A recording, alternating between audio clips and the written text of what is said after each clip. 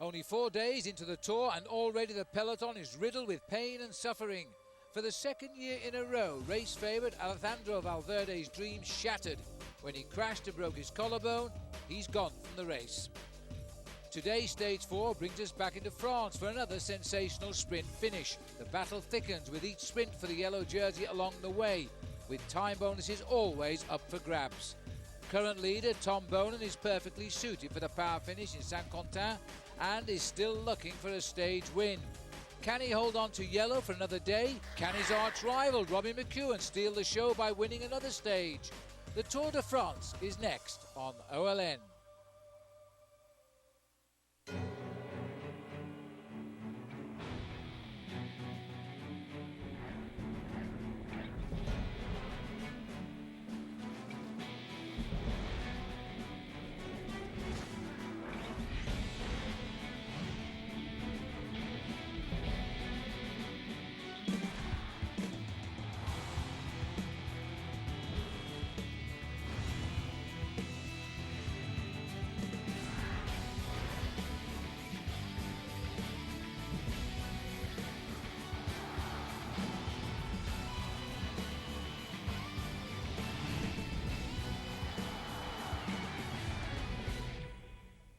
There's no doubt the sun on this year's Tour de France is going to mean early crops today. We've toured Europe. We're now heading back into France. Destination Saint-Quentin. This is the finishing line for the sprinters perhaps, and if you're coming to visit us, we are the last commentary box on the right, and that's where we're sitting to see you right now. Hi everybody, welcome to our live coverage here on OLN of the Tour de France. Phil Liggett along with Paul Sherwen. Well, by the end of this day, the riders will have covered more than 500 miles since the start last Saturday, and we have seen a different race leader every day, Paul. That's amazing. It's really because it's all been a battle of seconds. The riders have been battling for bonuses all the way along the route. I have a funny feeling, an inkling, that the yellow jersey is not going to change today. Well, we gave a long list of favourites before the tour started, but who are they now? Let's have a look. These are the ones we think. George Hincapie sits in third place after a day in yellow. Paolo Sabadelli is in fifth. That's where he's been since the prologue time trial. Floyd Landis 2 riding high. Cadel Evans of Australia. Jaroslav Popovic in 21. And Levi Leipheimer just 28 seconds off the race lead. Remember that Tom Bonan has the yellow jersey, but he also has the green jersey. What a great day for him now in Belgium as he comes over to France. Yes, definitely, Phil. Look at the standings there. Bonan right up at the top. And there he is, Tom Bonan with 67 points, one ahead of Bernati. Just a little bit further back is the other big sprinter, Robbie McEwen. Tor Hushoff, who won this competition last year, is fourth.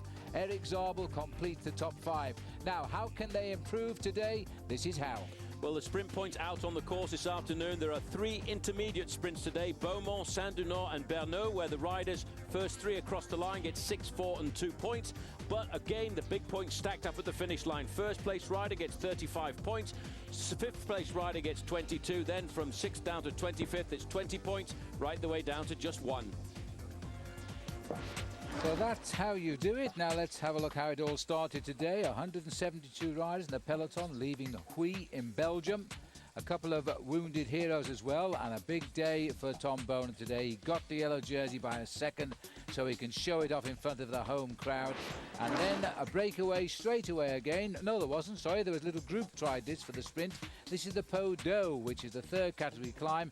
After all his hard work yesterday to get the race lead in the King of the Mountains, Jerome Pino this time gets a couple of more points and has probably done enough to keep that lead all day.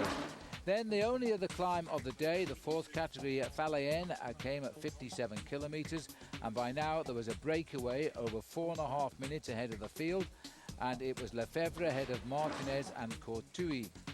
This is the result of a crash earlier today. We didn't see the crash, but we can see the results of it. Unai Echeverria, who was in the breakaways yesterday, having a fall today. Let's just go through the men up front. It is Igor Martinez of Discovery Channel, Bradley Wiggins of Cofidis, Christophe Mangin of Française des Jeux, Laurent Lefebvre, Bouygues Telecom and Cedric Coutouille, a new rider in the colours of AG2R. The last time we heard of them, they had a lead of about 4.25 minutes, and the race still has a long way to go. And the peloton, under the escort down there, I think, of Tom Bonan's team, 4:16 is the lead at the moment.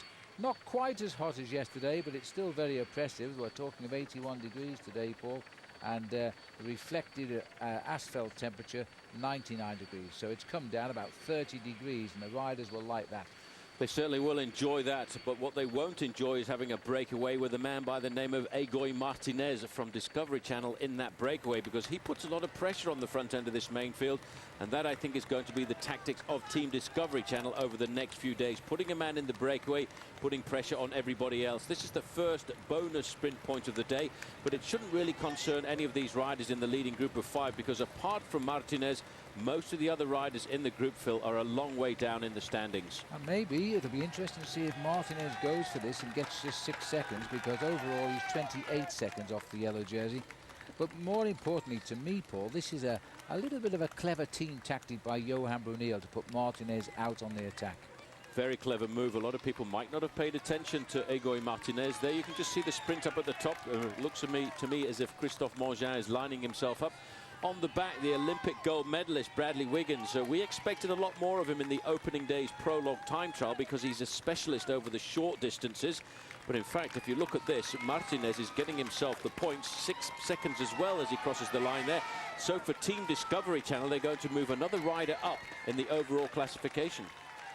Well, we don't expect this group to stay away all day. There's still a considerable distance to go, something like 104 kilometers, 64 miles. But on the other hand, they might. It's a good move today. 5 riders. Let's have a look at the SRM telemetry heart rates today. Egoy Martinez in the breakaway. We managed to catch him before the start, so he's wearing a machine. 174 beats per minute for him. Nice and cool and casual for the moment, as he's now number 4 here in this breakaway. Martinez Lefebvre Coutui is the order. It wasn't really contested, Paul. Martinez stamped his authority on that one. Well, he certainly did. It also leapt him up in the overall classification from 22 at the start of the day up to around about 14 now. And for me, that is very clever on behalf of the Team Discovery Channel riders and, of course, team manager Johan Brunel. The sun is high in the sky today as the riders, 5 of them in the lead, and they got away, action starting at around about 18 kilometers into the race today, when Egoy Martinez of Team Discovery got away, and just a couple of kilometers later 5 riders formed, and now they built this lead, which is in excess of 4 minutes. It's just dipped inside at the moment into 3:88. But there's the man of the day, Tom Bonen, reflecting the sun of the region. He's racing from Belgium back into France now. He is the leader, and only by a single second as well. So he will contest the sprints, because of course he's more interested in the green jersey than probably the yellow long term.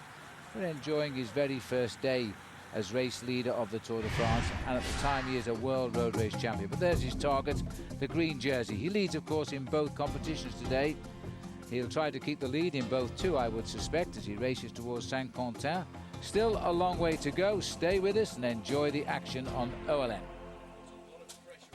The 2006 Tour de France on OLN is brought to you by the Trek Tour Mania Scratch and Win Sweepstakes. Play every day of the tour at your local Trek dealer and at trekbikes.com. And by LLB, official outfitter of OLN. And by Saab. Once you build jets, you don't build just another car. Saab, born from jets.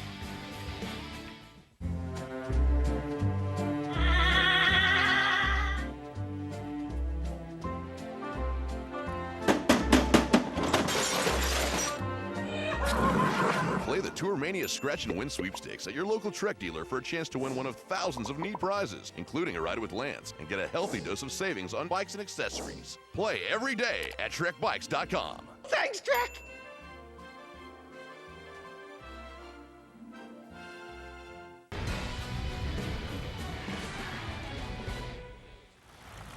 Welcome back to sunny roads yet again on the Tour de France today. Heavy rain overnight. That took a little bit of the oppression out of the atmosphere, but today it's perfect for bike racing. The riders, remembering they left Huy in Belgium, are not far away from the French frontier again now as we race towards Saint-Quentin. 5 men setting the pace today and currently holding off the field, but we wonder for how long, because it is a great finish for the sprinters. Time is running out for the sprinters. Every day takes us nearer the giant mountains of France. The gap, 4 minutes 12 seconds. The green and the yellow jersey being worn by the same man down there, which is Tom Bonan today. And 5 riders out up front. Now, talking about the man in green and in yellow, Craig Hummer was taking part in the scrum at the start line this morning, trying to catch a word with the man himself. What have you and the team discussed? How long are you going to try to defend it? The thing is, right now, if you ride for a field sprint, you're defending the jersey, so one goes together with the other. A bit chaotic, huh? Yeah, it is. I don't like this. I know. Well, it'll be a lot better out on the road. Good luck today. Yes, well, he was on Belgian soil. I mean, he was under escort most of the morning because the crowd just wanted to see Tom Bonan, the new star of cycling in Belgium. Well, he's right in the pack today. And just watching riders scurrying up there, carrying more water bottles. That was Axel Merckx himself on the far right, full of water bottles under his jersey. Merckx doing a big job there, Paul, with all those bottle stuff down his jersey. Scurried back up the peloton. The gap now just inside 4 minutes, so it's been coming back slowly but surely. At one stage it was 4 3/4. Yes, but you can see Tom Bonan sacrificing the team here this afternoon to keep hold of the yellow jersey. He's not going to have too many teammates left down towards the end either, because he's using them all up in trying to pull back this breakaway. It is, to me, a Tom Bonan type sprint here this afternoon. I would have said 10 years ago it would have been more like an Eric Zabel type sprint. A fairly average speed for the riders this afternoon. It's been around about 24.7 miles an hour since the start of the race, so that's just inside of 40 kilometers an hour, which is average for this time of the year. Interesting to note, there is an unusual piece of history in today's stage of the Tour de France, because after yesterday, 1 second separating 2 world champions at the top of the overall classification. First time that's ever happened. It's the world road race champion, with Bonan leading by a single second over the world time trial champion, Michael Rogers, who comes from Canberra in Australia, the capital territory of that country.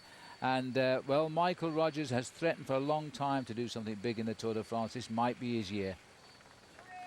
Well, the teammates of the yellow jersey on the front, and also it's been 16 years since a world champion has grappled the yellow jersey in the Tour de France. That was back in 1990, and that was Greg LeMond on that occasion.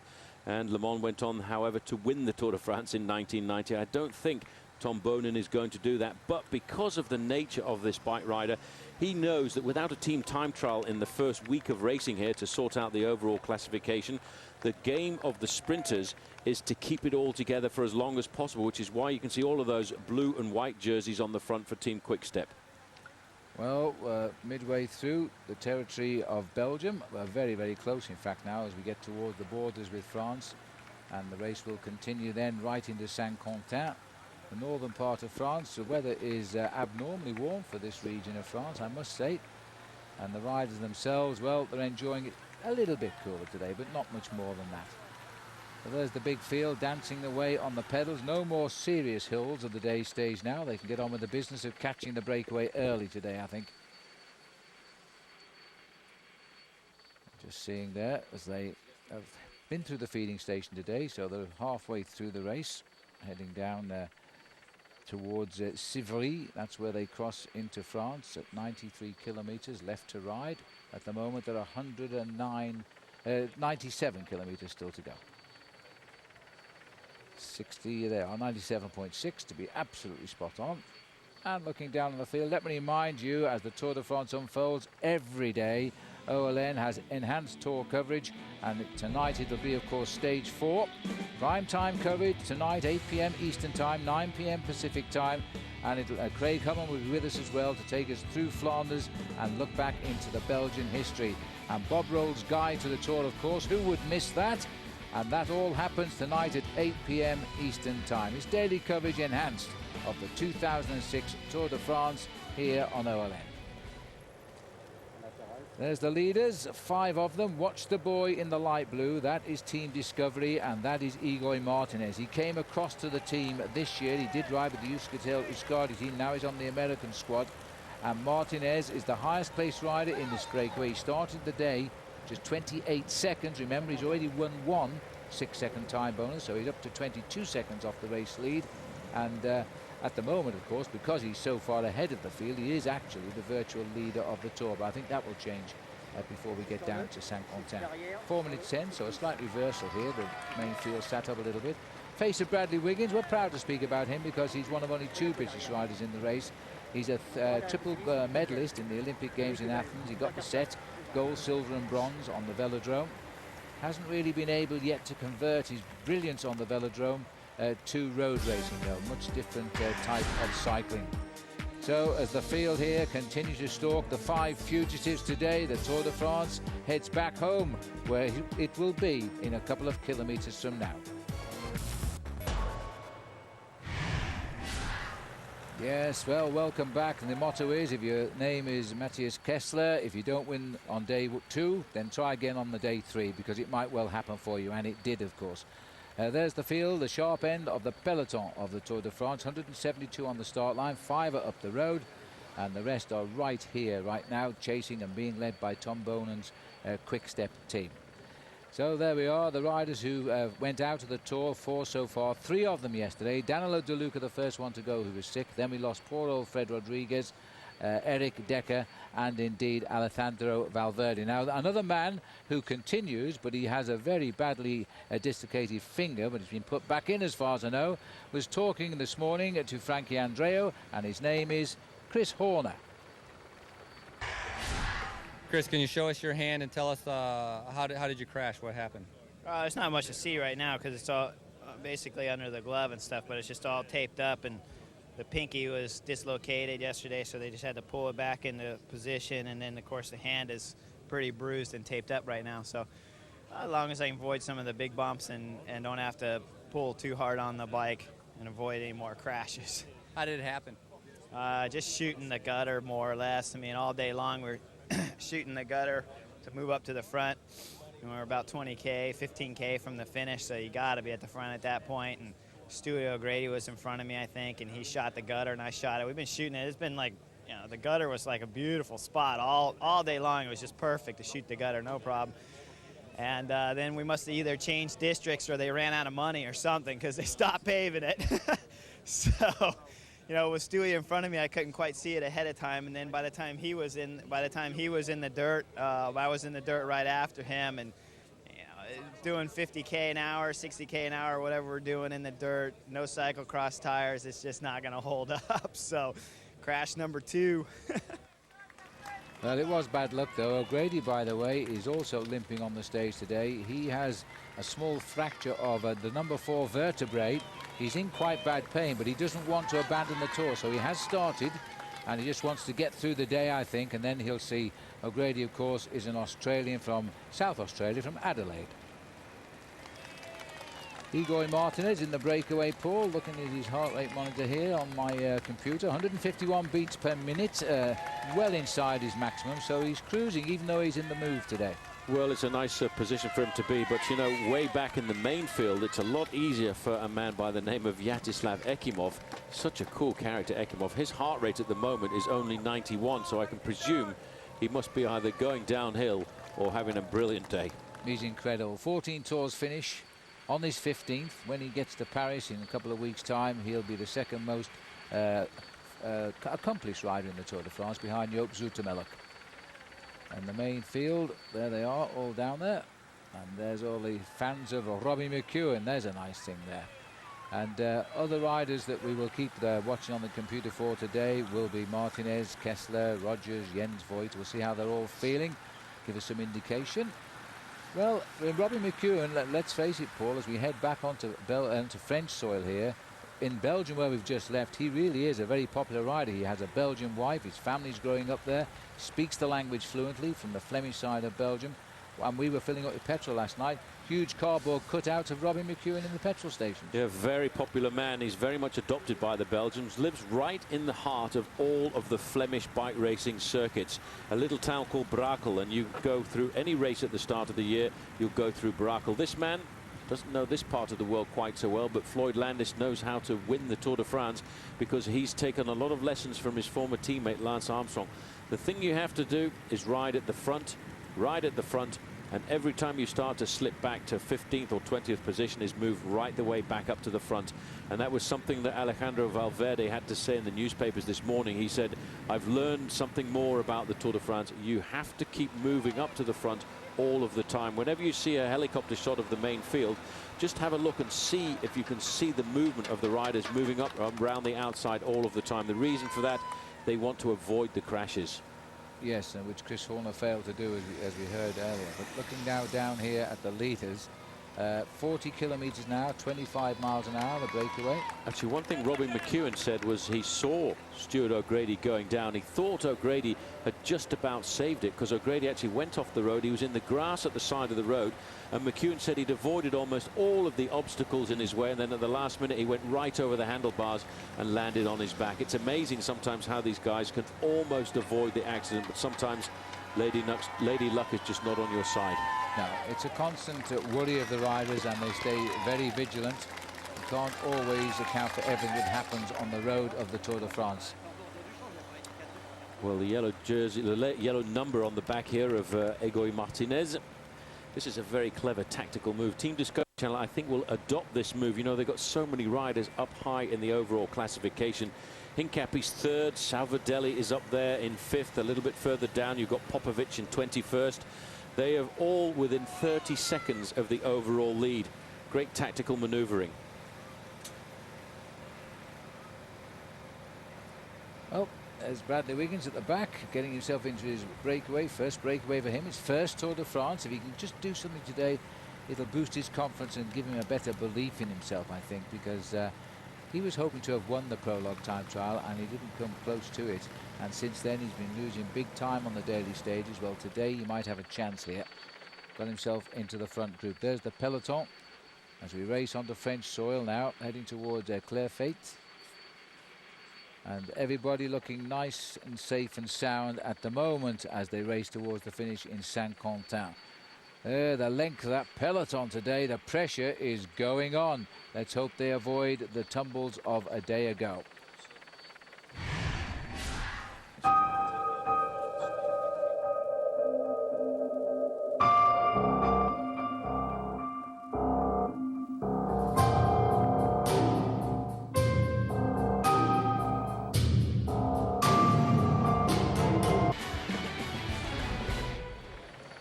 Back on the route of the Tour de France now. We're on French soil again, and we'll stay here apart from a brief incursion into Spain in 10 days or so down in the Pyrenees. We've left Belgium, we're heading for Saint-Quentin in France. Another long day in the saddle, but not as long as the past 2 days. 5 riders in the lead, 87 kilometers to go, and the gap over the peloton is being held by 4 minutes 13.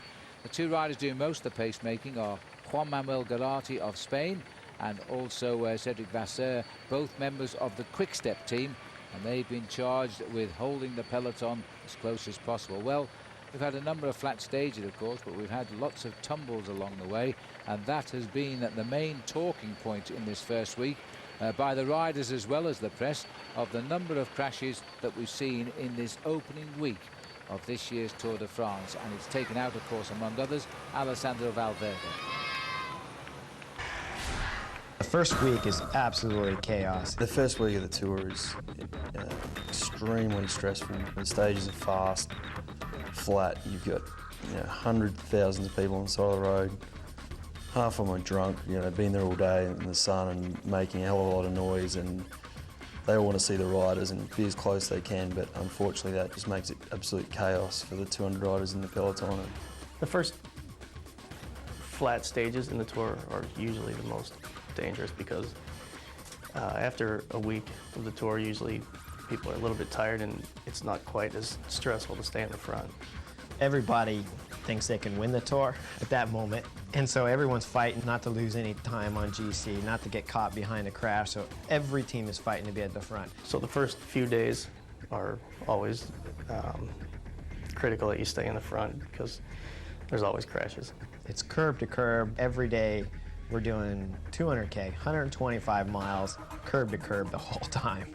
And you come into the finish, and then as crazy as it is at the finish, it was almost that crazy from kilometer 10. Yes, indeed. And this year, Lady Luck has not smiled on these people. Valverde, broken collarbone. Decker, facial injury, including broken teeth. Freddie Rodriguez, shoulder and wrist injury. Some are still riding. Sandy Cassar, Chris Horner and Stuart O'Grady. Horner had a dislocated finger. He's put back, but we've seen that he has a problem with the strip. And poor old Stuart O'Grady has a cracked vertebrae, number 4, I believe it is. He's trying to get through the day, and then he'll reassess the whole situation. Peloton now is at 4 minutes and 7 seconds, 85 kilometres left to ride. Well, looks as though all the riders with the cars, bikes on it. We are expecting thunderstorms today, but we're hoping they will survive until late into the evening, which in fact is what happened yesterday when the riders got through. But we're still finding 1 or 2 small climbs here as we say goodbye to Belgium. Igor Martinez happy enough with this. Our next sprint out on the highway is at Sens-du-Nord, which is at 71 kilometres from the finish, and that is about 14 kilometres. This has been mainly a hilly race at the start today, but only undulating, and then we stay more or less flat as we race down to the finish. But there is a slight uphill rise into the town of Saint-Quentin, and Paul Sherwen, in fact, did win the stage of the race here once, so not this race, but a different stage race, but on the same finishing line, yeah. Same finishing line. It's a long drag. It's really more of a strongman's finish than anything else. And I would have said 10 years ago, this was absolutely an Eric Zabel sprint finish, because this was the kind of finish that Eric Zabel liked. Not full-on speed, but the kind of finish where if you've got that power in your legs, you can hold on towards the finish. I would have to say nowadays, I think it's very much a Tom Boonen type finish. It is one kind of finish, though, that it's very difficult to judge, because the finish is actually round a left-hand sweeping bend, and you don't see the finishing line till the last moment. Number 4 there, Igor Martinez. I've just seen his heart rate is up to 168 beats per minute as he climbs up the hill. He's still short of his maximum, no pressure really. He's got a plan today. I think this is a plan of Johan Brunel. Put this man who was reasonably high in the classification into the breakaway, make the race chase him. He's pinching a few seconds. It's his first tour here for Team Discovery, and he's a very well-known bike rider, though he doesn't win a lot of races. Well, the one race that he did win was the Tour de l'Avenir, which is a very important indicator of how a rider can develop for the future. Since then, he's ridden the Tour de France since 2004 and finished in the mid-40s, although last year he finished 48th in the Tour de France and then went on to finish 46th in the Vuelta a España. And that's when Johan Brunel thought, this guy's got a bit of talent, I'll go out and try and grab him. That's right, and the Tour de l'Avenir, in fact, is the French word for Tour of the Future, which was developed originally as the Amateur Tour de France. So he's certainly got a future, that's for sure.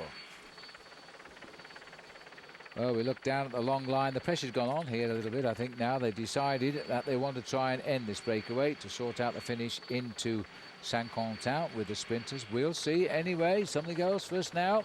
Don't forget to log on to olntv.com. Fly to the finish every day during the tour. It's your chance to win a Saab and many other great prizes. And now here's a look at today's code word. It is cadence today. Make a note of that. And don't forget, go onto the log onto the log site, and you will find all the details there. We're with the leaders of the tour now, Juan Manuel Garate, Cedric Vasseur, the pacemakers here for the team. The gap is coming back towards 4 minutes. It was just inside 4. They lost a grip of it for a few kilometres. Looks like they're getting back down to business now. Sitting at the back of the field there was Gustav Larsson of Sweden. Tour de France is back home now on French roads. The breakaway's there. How long will... Welcome back. This is the rear of the big peloton on today's stage of the Tour de France. Remember, these are live pictures. We're heading towards Saint-Quentin in France, 207 kilometres. It's about 130 miles all up, and we're left with just 50 miles left to race here. As the pace is continued to be kept up, the pace here in the chase back by the quick-step riders. They're chasing, remember, 5 riders out in front. And the quick-step team, there it is for you. The leader, Tom Boonen, proudly for the first day in his life, wears yellow as race leader today. He's also the leader of the green competition for points, but that jersey is being worn by the rider who is second in the competition. That's the regulations, and that is Daniela Bernati of the Lampre team. So they are both there. Now, we've seen riders dropping out with injury. Not all of the riders have dropped out with injury. Stuart O'Grady rides today with a small fracture of the number 4 vertebrae. And he turned up at the start this morning. He's in the race. Here he is earlier talking to Frankie Andreu. Stewie, bad crash yesterday. Can you give us a little update on your condition? Yeah, nasty crash. No, doesn't seem to be my year. But yeah, I've fractured part of the vertebrae, and I mean it's pretty painful. And I don't know if I'm going to find out pretty quick if I can ride or not. And I'm not going to do anything stupid. It's my back. I've only got one of them, so if I can get through, I can get through. How much is it hurting you right now, just trying to ride to the sign-on stage? Yeah, a lot. Yeah, it's a bit like just, you know, it's not the actual fracture that hurts, the muscles and the nerves around it, so it's just like having a knife stuck in the back. Right, well, good luck today. Hopefully you can get through it. Thanks, mate. Thanks, Stewie. Yeah, well, Stuart's a hard man. He doesn't give up anything without a fight. I've known him for years, and if he says he's in pain, he is in pain. Well, let's hope he does get through the day. Right now, he certainly is in the peloton as he continues his race towards the finish line in Saint-Quentin today. 49.5 kilometres ago, he was referring there too when he said it wasn't his year. He had a very bad crash earlier in the year, and he's only just come back into good condition, and now he's fallen again. Anyway, as we look out across the lakes, which also abound in this area, not everybody seems to be watching the Tour de France. Let me remind you that Stewie's out fighting, and so is OLN. Comes out swinging with Fight Night. The hard-hitting action will include live bouts from Bob Allen. Top Rank and Legendary Battles will feature all-time greats like Ali, Leonard and Hearns. That's Fight Night. It premieres live Thursday, July 27th, right here on OLN. So the field continue, now being led here by Juan Manuel Garate of the Quick Step team. 4:26 is going out again. Well, they haven't really got control of this yet, Paul. The gap was into 3:58. Now it's back out to 4:25. We're heading up towards the next sprint. We're about 8 kilometres, 5 miles from Sens du Nord. Well, I think it's very much as it has been on the open road every day. They're just keeping it between the 4 to 6 minute mark because they know if they keep it within a reasonable level, it can be pulled down in the last hour of racing. If you turn off the gas at any time in the first 2 or 3 hours of racing, you'll see that time advantage move up to 8, 9, 10 minutes, and then that's a lot more difficult to pull back. It gives the breakaways much more of a boost to their morale, and it demoralizes the main field. Here's Cadel Evans. He is looking more and more confident and looking more and more solid as a top 3 finisher in the Tour de France this year. Had a great tour last year when he finished in the top 10. But I think this year he'll come to the Tour de France with a completely different attitude. Although for the team Davide Monlotto, they have a two-pronged attack on the Tour. They've got Robin McEwen looking for stage wins and the green jersey, and Cadel Evans looking to possibly win this race. Well, that'll be the longer term. Right now, we're thinking of Robin McEwen, or they're thinking of Robin McEwen to possibly win the stage today.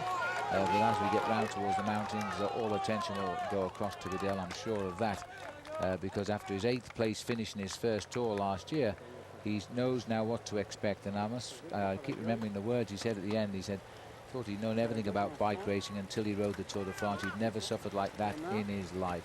Well, this is the breakaway. They got away when Igor Martinez, the number 4, and you see a little heart rate computer there connected to the back of his bike. He started the break at 18 kilometres today. So as he started the breakaway at 18 kilometres, he was quickly joined about 1.5 kilometres down the road by the rest of these riders, and ever since then they've held a lead. Never got to 5 minutes, but at the moment it's getting to almost as big as they've been. And that little SRM telemetry we just seen attached to Igor's saddle, there's the results coming from it. 161 beats per minute, well within his capacity. There it is, there you can just see it on the back of his seat post, and that's where we get our information from. Wonderful thing, technology, isn't it? It doesn't tell us exactly what he's eating though. That would also be quite interesting, I would think. So anyway, looking pretty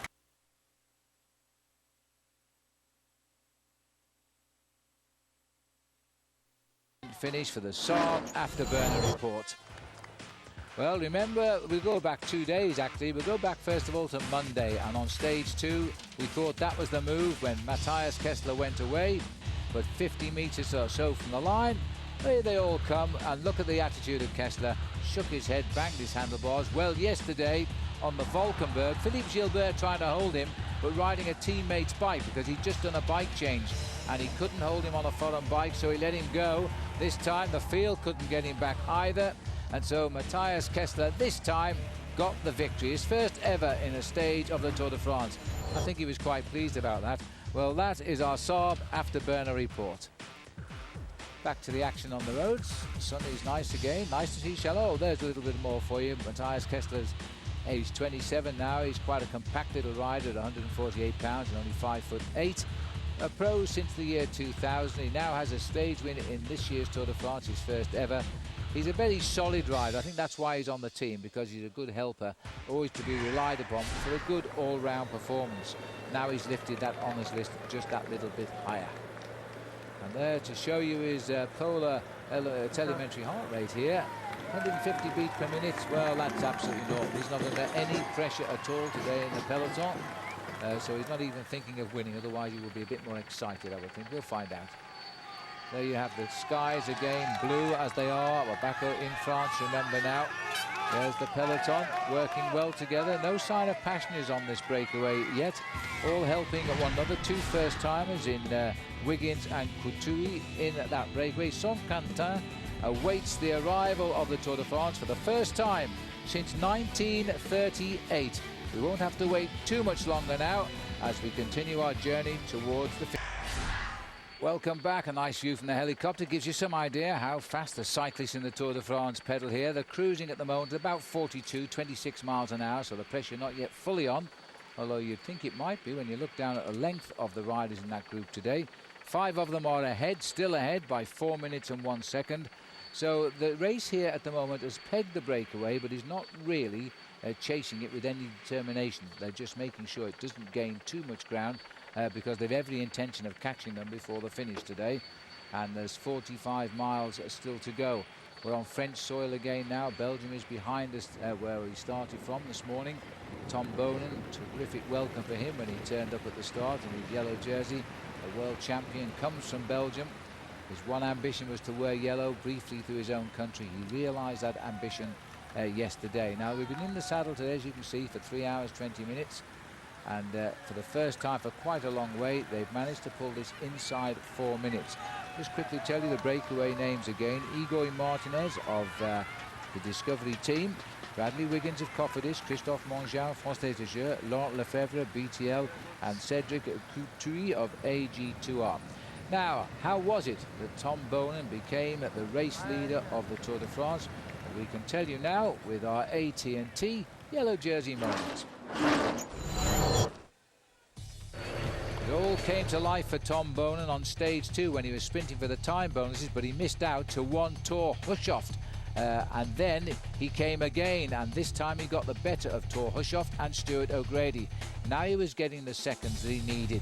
Then, even though he had a softening front tyre, there he is, and Matthias Kessler was winning the stage. Bonen was looking now to revert his deficit of 5 seconds into a lead of just 1, which he did. That's how he's in yellow today, and that is our AT&T yellow jersey moment. These, by the way, are the jersey winners so far. Prologue Hushovd, Hincapie snatched it on 1, Hushovd took it back on 2, and Bonen took it yesterday on 3. Now, the record for one tour of different riders to lead the tour, by the way, is 8 riders, and we've already got 3 different names there, so we need another 5. As we look now down on the breakaway here of 5, that's Wiggins, the big boy in white, and 3:55 at last. They're losing their lead a little bit here.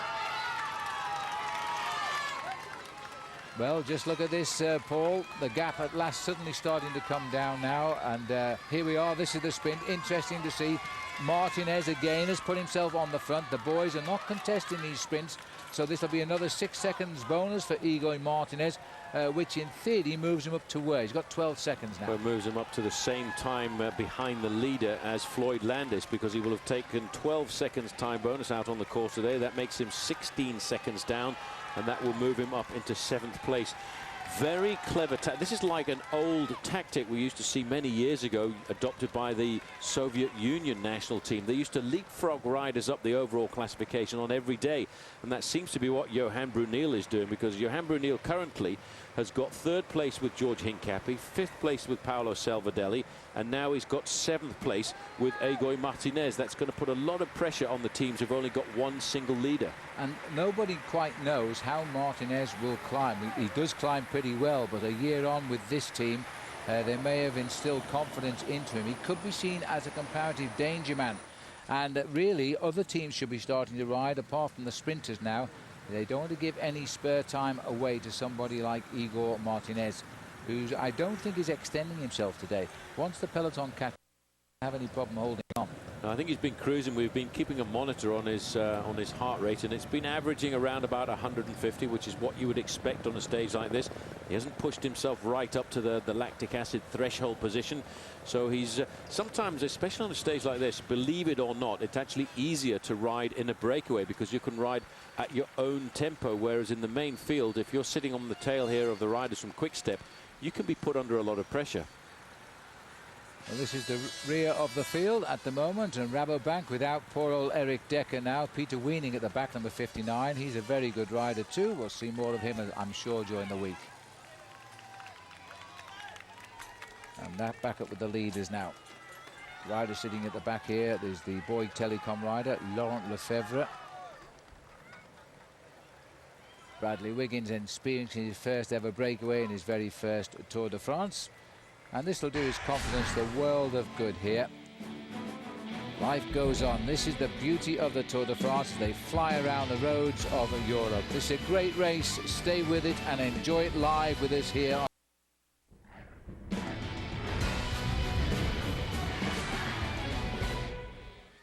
And we're all back on the route to Tour de France once again. Live action here on OLN. Today we are on stage 4, racing to Saint-Quentin, a town where the race has never finished before since 1938. And I, for one, can't believe it, because this is a hotbed of professional cycling here in this region of France. There's the most aggressive rider of yesterday, rider number 32, wears the red number. That's Jose Luis Arrieta. Remember how he nearly won, and they swept him out just before the finish on the Coburg. Very bad luck indeed. The gap continues to plunge here, 3 minutes 39 to the 5 riders who've been out front since the 20th kilometre or the 12th mile of the race today. Now we've got 42 miles left to go. When you see a peloton, which is the French word for the big field, as long as that, you know they're starting to pick up the pace. This looks like Cedric Vasseur on the front. A little bit of help coming now from Robbie McEwen's red jerseys, the Vitamin Lotto boys. They've been sent up, sadly, without Freddie Rodriguez, who only the day before Robbie thanked for the way he led him out to the finish of the stage that Robbie won. Who's going to lead Robbie out now for a big finish, because poor old Fred fell heavily yesterday. If there's any good news from leaving the Tour de France, the fears he'd broken his wrist proved unfounded on the x-ray, so it's pretty painful, but it's not broken. Well, crowd continue here. Everybody settling in to see what they can do. 3:39. All right, well, let us now continue. It's time for the 10-2 moment, which is brought to us by Nike and Life with Lance. Here we go. So, stage 10 of the 2001 Tour de France. Everybody remembers this. We called it the look. First of all, Lance was struggling. Then he starts to make progress towards Alpe d'Huez. Then he stirs around. Wait for it. Okay, Jan, coming or what? Because I'm going. And of course he went on. Nobody saw him again till they were in the showers. And Lance Armstrong had laid the foundation of winning the 2001 Tour de France. How well do we remember that? That's our 10-2 moment. And don't forget, great stories, go to wearyellow.com. This looks like the face of one of the riders on the De Vita Milotto team. I think he's the only one doing the work at the moment, up at the top end of the field. As I think this is actually Christophe Brandt. It might be Mario Ernst. Well, there's the long straight roads that nobody likes to see when you're in a breakaway. This is the left-hand turn halfway along today, where the breakaway not too long ago, according to the computer, 3 minutes and 36 seconds ago made that left turn. They are beginning to bring them back. And, well, in theory, about another 20 kilometres or so, which will leave them still about 40 kilometres to race when they catch them. But there's a lot of pressure on the front end of this main field. They're riding fairly hard in the main field, and they're only slowly eating into that advantage. This day today, I think, will leave a lot of fatigue again in the riders. The temperature not as bad as it has been since the start in Strasbourg, but still it doesn't help the riders to recuperate at night. In our hotel last night, for example, it was very hot indeed. And for a lot of the riders, it doesn't make for a very restful night, and that's the important thing that you need to get through a Tour de France. You need to have good sleep, you need to have good rest and recuperation, and that's what many of these riders will be hoping for. They probably won't even sleep nicely until we get to the mountains. That's true, and another reason we didn't sleep too well was we shared the hotel with our German friends from television and journalists. Of course, the result of the Germany-Italy game didn't go quite the way they expected, so we had a sleepless night. Well, at least they got 1-2 on the stage with T-Mobile. Yes, it wasn't all bad luck for them yesterday. Well, there we are, and again, all of the work being done. It's the same riders here who are setting the pace all of the time at the front for Quick Step. That's their job at this stage. Doing a good job too. They're eating into it. Took the lead's down now to 3:30 on these 5 riders. Wiggins working very well here. That was Bram tanking on the front there for Quick Step. This is Egoy Martinez, number 4, just lifting up his hand, wants to take on board a few more drinks if he can. It's interesting to see the way they're leapfrogging riders up the overall classification. I have no idea how Egoy Martinez is going to handle the big mountains or even the time trial, because we don't really have that many references on his performances. No, that's absolutely true. And Martinez, for my money, is cruising here today. This is not one of those breakaways where you're trying to hang on for the victory. He's just snatching the time bonuses, and it looks as though he's keeping plenty left in reserve if that race does come up behind them shortly. And it most likely will, by the way. I mean, he chats with his Discovery car as well. We will go to olntv.com. That's where you're invited to come for the latest updates on the Tour de France. You get all of the expert analysis from Bob Roll, myself and Paul Sherwen, recaps, the race routes. It's all there, the track contenders, the leaderboard and exclusive rider forecast. At olntv.com, it's your link to the cyclism, and that is the Tour de France. Well, what a great sight. The peloton really beginning to get in angry mood at the front now. I used to organise an event called the Milk Race, but this isn't quite what it was. As the riders continue on the shoulders, this is a very well-known farming area of France for crops and for cattle, but the riders don't see too much with those large hedges there. And those hedges, by the way, will help the breakaway because you won't see them so much as the French celebrate the return here of the Tour de France on the home soil. When will they get another French winner? We've had one already with Jimmy Casper. Maybe today. We'll take a break.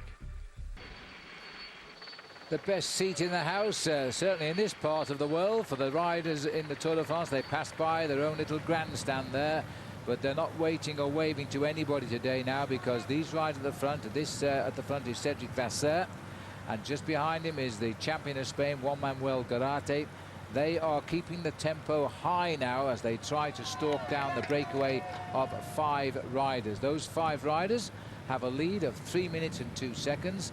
The yellow and the green jerseys today being owned by the same rider, Tom Bonan, who's safely in this pack. And it looks as though Chris Horner here has been coming up to the front now to give his hand a little bit of a break. It looks, I'm not sure it is Chris, I think it might be Chris Horner there who's come up to the front. But anyway, the pace is on, and it looks as though Robin McEwen's decided to give some help. Now, trouble at the back here by the bit. It looks as though Floyd Landis, number 71, there's been a problem. He's had a flat tyre, perhaps. Well, he's back okay. Well, it looks as though it might have been a flat tyre, this, because he's now coming back to the race, isn't it? Flat tyre for Floyd Landis, and you can see how important it is to pace him back to the main field. The number of teammates there stopped alongside him to pace him back into the field. He could probably ride in very easily on his own, but things like this are what builds up the solidarity of a team, Phil. It's dedication to the leader, and it makes the leader just have that little bit more confidence in the guys around him. Well, they're on the ball. That's Bert Grabsch, the German rider, number 72. This is the full lineup in this team, by the way. Bert Grabsch, Robbie Hunter will look out to help him, as well as Nicolas Jalabert. They are primarily the big riders. As we're looking here at the riders making their way through the pack, no problems whatsoever. This is typical teamwork, and if you get it right, it's rather like rehearsing when you play a football match and you practice the free kicks. Well, these boys practice getting people back into the race without wasting too much energy. The team car behind is the Phonak team car, or in this case it isn't, it's the French AG2 car. You see the numbers on those cars. Well, those are the numbers of the positions of the riders in the race, and that's their number which they must ride in the convoy. So if you're the last of the 21 teams in the race, or 20 teams as it is, then you're the last car in the convoy. A long way back to go. A long way back to go. But one thing you must never do as a professional in a situation like this is panic. You have to trust your teammates. Believe that your teammates have got the power to pace you back into the main field. And in a situation like this, when the pressure is not on 100% at the front end of the peloton, you know you're going to come back. I'm just checking this number at the back. That was Dave Zabriskie taking on board drinks for the rest of the team. And there is the tail end of the peloton. Now, what they'll see as soon as these riders make contact and as soon as they get out of this town, Phil, they will move right back up to the front end of the peloton to make sure that Floyd Landis is kept away from any possibility of an accident, which generally happens halfway down the main field. So a chance there to see what happens when you have a problem, and they brought their team captain at least to the back of the pack, and he hasn't wasted any energy at all because the team has guided him safely. And meanwhile, back at the front, the workhorses on quick step continue to drive, and it's coming down. 3 minutes 4 seconds holding at the moment. 60 kilometers to go, 38 miles from the finish as the riders push on. But now the team of Robbie McEwen, the boys in red there, are up in number now, so they've offered to help the quick step riders chase down this breakaway. If you've got two sprinters who can win the stage, then you're expected to put some power into the chase and not just watch everybody else making the move, and that looks like what is happening. And I think we'll also see a little bit later on Team Milram moving up to the front as well, because Eric Zabel, I think, will know what the finish is like. In these days of modern communication, the team managers will have had communication from the team at the finish line to explain exactly how the final kilometer is. And Eric Zabel will say, that's definitely my kind of finish. It's a power finish. So he will get excited as well about the way the race is going to run out. Well, this is Jeppe Guerini here. He was the rider who was once knocked off when he was winning the stage on Alpe d'Huez by Eric, the cameraman. He was a man in the crowd that made his name forever. He tried to get a picture and brought him down, but he got up. Unfortunately, he won the stage. Otherwise, there might have been more trouble there. There's the collegiate San Nicolas, Paul. Indicating that we're not too far away from moving out of the Ain region now into the, out of the Aven region into the Ain region. And then I think over the last few kilometers we'll start to get a little bit more of the flatlands, and the wind actually once again seems to have dropped down for the latter part of the afternoon. Well, the beauty of the region anyway, and yes, I think we're tickling 3 minutes now on these riders in the lead. All right, well, continue on. Let's go to olntv.com, fly to the finish, win yourself a Saab, other great prizes. Here's a look at today's code word, cadence. That's the one to remember. Little flick of the elbow there by Laurent Lefebvre. That's always the indication to come on through and do your bit of pacemaking now. I'm just going to go back gently to the tail and then save 30% of the energy for a while and get my breath back. Here comes the rider on AG2R, followed by Agra Turbo, Cedric Coutui here. As they continue on their way, remember that well, the workers are still at work in the Tour de France today. It's the quick-step riders, primarily Cedric Vasseur and Garate, who are chasing with a little bit of help from De Vita Malotto. They're holding the breakaway to just on 3 minutes. The breakaway that formed today after some 12 miles into the stage. There's only 35 left to go, and it's 3 minutes 14 at the gap. These long roads here we can see from the helicopter, but the riders as of yet won't see exactly where those 5 riders are. It's a good solid breakaway. It's a good move this by Johan Brunel's Team Discovery squad, simply because they've got Igor Martinez, who's a good climber, hoping to take a little bit of time on this road today, and that could be a great move by Brunel. Good tactical move. You can see the course started with a few ripples. We've had 2 of the 3 sprints along the way, and there's a little climb toward the end as well. But basically all the climbs officially are gone now, although it is an uphill finish in Saint-Quentin, which is where we're headed. This hard work being done here by Laurent Lefebvre, the Bouygues Telecom team. Also in the breakaway, Christophe Mangeon from Française des Jeux, and Igor Martinez, who's had 2 tours before and finished very well placed in the 40s. Bradley Wiggins, the British rider, Cedric Couturier, they haven't done anything. Vive Floyon, 2006, and why not? That's the town at 58 kilometers to go, and that's where we are. Well, as we watch the riders in the pack here, down there is one green jersey, of course, owned currently by Tom Boonen. Now, what is it? What's it all about? Here's Paul Sherwen now to explain all about the green jersey.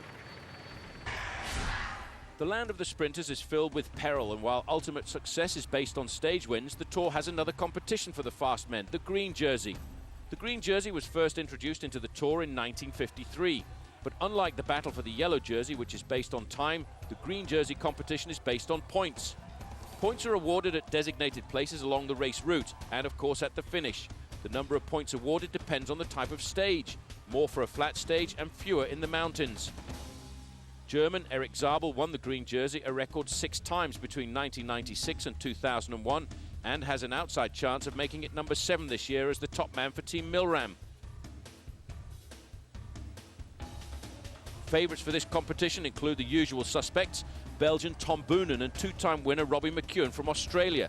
Defending champion Thor Hushovd is back, out to show that last year was no fluke. He won last year without winning a single stage and was the beneficiary of an unfortunate relegation which cost Robbie McEwen the title. Thor's win demonstrated that this competition is not just about speed. You need the strength to get over the mountains and the determination to pick up points on every single day. Whoever claims this title will find out very early that it's not easy being the man in green. Yes, well, let's have a look who's in the race, who's won it before. Eric Zabel holds the record, 6 wins between 1996 and 2001. Robin McEwen, the first Australian winner, has done it twice. And Thor Hushovd, the first Norwegian to win the title last year. And so far, look at this. Hushovd started first in green. Casper took it off him on day 1. Robin McEwen did it on day 2. And yesterday, Tom Boonen currently owns the green jersey. But this, as always, will be a great battle over the next 2.5 weeks. So there we all are. That's the peloton. We all know the story now. It's green and yellow up for grabs today, and Tom Boonen has them both at the moment.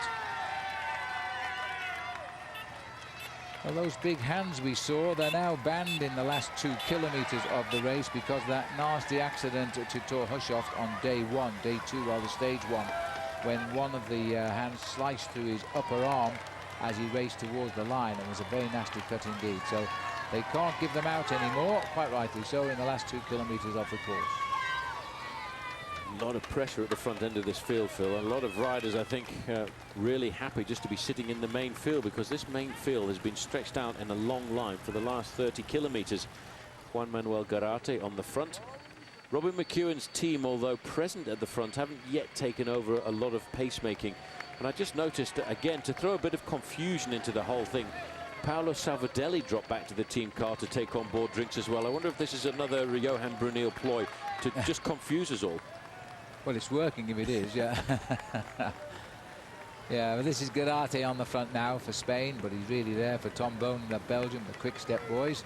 It's always strange when you see a man who can climb mountains so well having to work so hard on flat roads, which they don't particularly like. The average speed today of 40 kilometers an hour is virtually 25 miles an hour, so it's a good speed. Well, this breakaway really hasn't gone far enough ahead in the early stages of the escape. It's now just 2 minutes and 49 seconds is the latest gap. And so, you know, that's not enough by any means, not when you've only got 53 kilometers to race. Yeah, it's amazing to see Juan Manuel Garate riding like that. This will make him feel at home.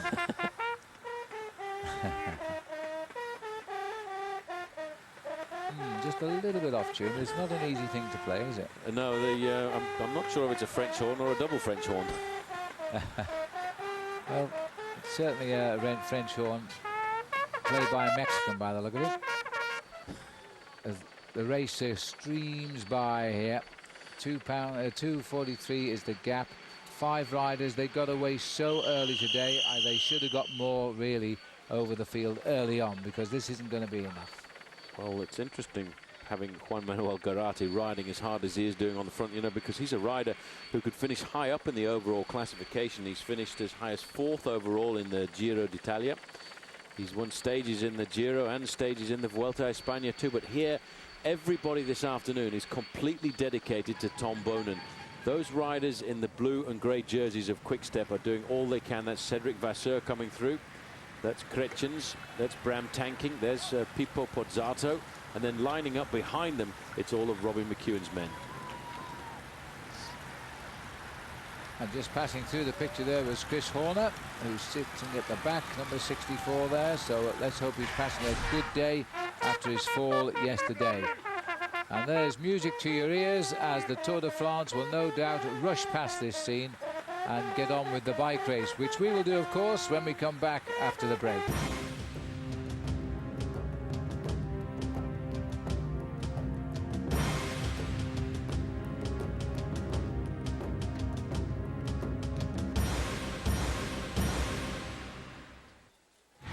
Yes, all the action on the road of the Tour de France. These 5 riders hanging on in there, but the time gap is coming down all of the time as they broke away. Well, the peloton, the projected catch is at 14 kilometers to go. As we see the riders here, well, if it is at 14 kilometers to go, we will find out. But poor Sherwen has a little system. He thinks that every 10 kilometers, the peloton will take back a minute. The riders ride to this sort of tempo. They don't always get it right, of course, and sometimes breakaways do win, as we saw yesterday with the pure strength of Matthias Kessler, who broke away on the Cowberg and they couldn't catch him by the finish. 2:38 for the peloton. And De Vietem and Lotto, Paul, have been told now it's time to help out the boys. An interesting Eric Zabel's Milram team, the light blue jersey, are up here now. Yeah, I'm not surprised. I think Eric Zabel probably feels this is his kind of finish here this afternoon. This is Egoy Martinez, formerly a rider on the Euskaltel-Euskadi team. Putting the cat amongst the pigeons a little bit, because he's a rider that many people would have a question mark over as to if you give him too much of an advantage in a situation like this, will you be able to pull him back in the mountains? Sandy Cassar not having a great start. He was one of France's big hopes at the start of this year's Tour de France. He's currently 42nd overall, but I'd say he's rather sore after getting a cell phone in his face yesterday when somebody tried to take a photograph of him inside the last 3 kilometers. Yes, well, the only good news there was he fell inside the last 3 kilometers, so he didn't lose any time under a regulation, but not a very nice way. It's such a shock when you're concentrating flat out on the finish of a stage of the Tour de France. But basically the crowd were extremely good, and hopefully they'll watch television, they'll hear the comments of the commentators, and they remember not to do it next time.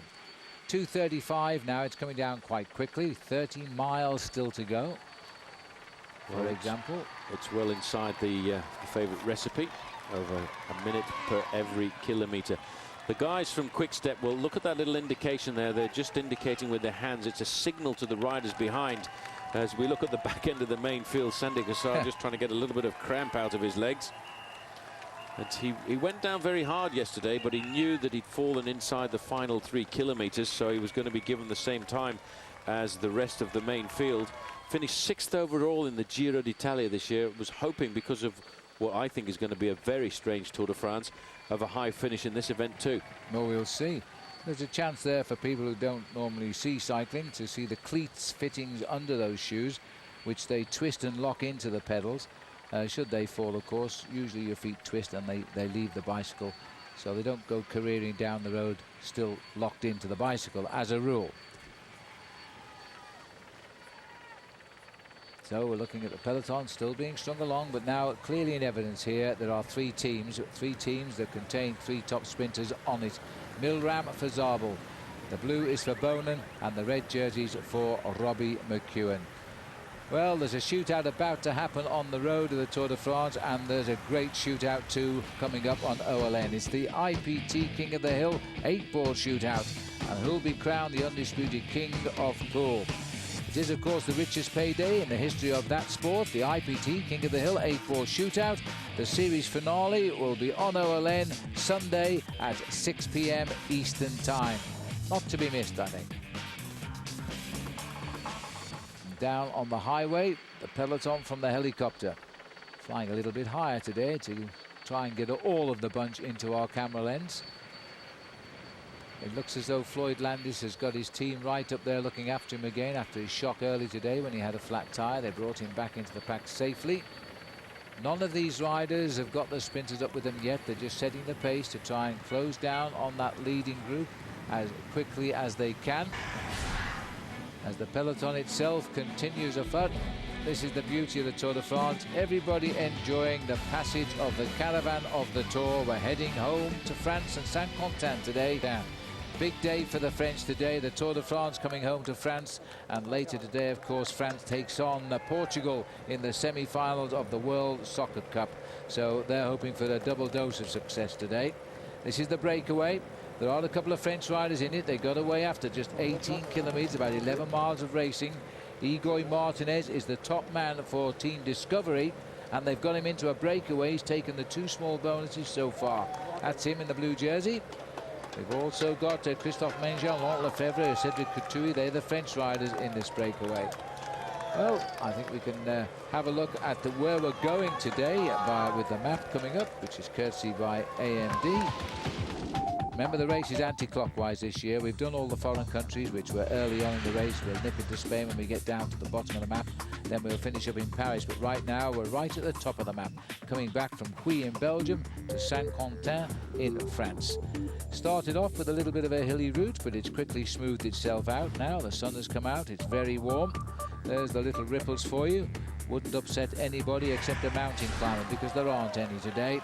As now the riders in the breakaway, this is Bradley Wiggins here. Gold, silver and bronze medals in the last Olympics. But that was on the velodromes, not the road. And it's on the road where he wants to succeed today. 2 minutes 40 seconds, 44 kilometers. We're in the town of Bouet. Well, the leaders are. The bunch are in the middle of nowhere by the look of the pictures. Well, the bunch around about 2 kilometers in arrears, but very shortly they will start to see the helicopter hovering over the breakaway group. There's big Magnus Baxter over on the right-hand side in the lime green jersey, just a little bit further back. There's 3 teams on the front end of the main field. Team Quickstep have done the majority of the pacemaking. They've now been joined by Team Milram, and of course they're joined by Team Davitamon Lotto. At the moment, if the tempo stays locked in the way it is, I think they will pull back that leading group at around about 21 kilometers to go. Well, in which case that's around 12 miles. There's the best grandstand. They've all been watching television. Now all the farms seem to be trying to beat the other farmers around Europe because there are some terrific bits of straw models being assembled around here today. And that's a pretty good grandstand they've got. There's a nice shot. We haven't seen too many of him today. We will towards the end, I'm sure of that, of rider 101, which is Tom Bonan. He leads the race on time by a single second over the world time trial champion today, which is Michael Rogers. And Michael Rogers is the rider who is doing so well, and hopefully will use his time trial ability and his schemes for the time trial, which will come on the west coast over in Nantes at the weekend, because he's a great time trialist. Might well be the next wearer of the yellow jersey. He may well be, because I think that individual time trial is something that he's going to look forward to. He's been and actually looked at that individual time trial. And I think on a couple of occasions I might have said that the time trial is going to be on Sunday. Well, actually it's on Saturday, and it's over 52 kilometers from Saint-Grégoire on the way into Rennes. And then the riders have another road stage in Brittany before taking the plane down for the transfer on Monday. A long drive for the rest of us. Right down the west coast of France, where then we'll be on the gateway to the Pyrenees. And then the mountains are upon us as well in this year's Tour de France. Pyrenees before the Alps, the way we're going around the country this year. And it doesn't finish till 2 weeks next Sunday. 2:42 the gap now, so they've halved it. It's taken them an awful long way to halve the breakaways' escape. But they're doing all they need to. This is Bouet now for the main field. When the cameras are low and static like this, you get some idea just how fast the peloton is moving through France. They really are cruising along, but they're having a hard time actually eating into the advantage. They're going to have to take a serious chase now. The average speed of the race since the start has picked up a fraction, because it's just gone above 40 kilometers an hour. It's averaging 25.1 miles an hour since the start of the day. But in the main field, I would say the speed we're looking at now is a lot closer to 45 or 46 kilometers an hour. Look at the concentration here. I think Bradley Wiggins almost smiling there, enjoying his first ever breakaway in his first ever Tour de France. Maybe it was just sort of grimace. Brad comes from the London area, but he lives up in the north of England occasionally now as he continues on. So anyway, let's check in on our Saab Watch and Win sweepstakes for you. Remember, you go to olntv.com/fly to the finish, and you must know the watchword, and this is it today. The code word is cadence. Our television motorbike down there, just on the sharp end of the bunch, trying to keep the riders off his back wheel, I'm sure. As the race now continues to close in, the latest gap I've got is 2 minutes and 39 seconds. An enjoyable day out in France, celebrating the passage of the Tour de France by the fans here, after the farmers, it appears, as usual, have done all of the work. So the tour goes on, and so do we. See you in a moment. Welcome back. There's a nice little shot for you. A little bit of ingenuity by our cameraman as the riders now pass through this town here, to the cheers of the crowd as they move on. Everybody enjoying the sight. The French love the home tour. First began in 1903, remember. We've been out around Europe for the last couple of days, but now we're coming back onto French roads. This is the breakaway. They've been away a long way now, getting away only 18 kilometers into the day of 207, and there's just 38 left to run. The gap now approaching 2 minutes. Once we get to 2 minutes, it tends to come down rather quickly. And the Boyard farmers have been imaginative here to help the great ambience that the Tour de France engenders within the people and the bike riders. This is July in France. They call it Tour fever. It's a nasty disease, and once you've got it, I'm afraid there is no cure. And I'm afraid I've had it for 34 years. Anyway, as we enjoy the passage here, I think this is the Canal du Nord here that we're looking on at the moment. We've been enjoying some famous Lance-on moments, and now here's Lance on Eddy Merckx.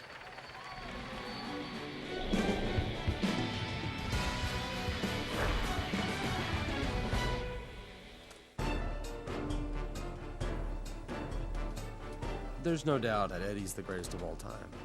You can't argue with his success in the classics, the tours, World Championships, Olympic Games. He won from the start of the season to the end.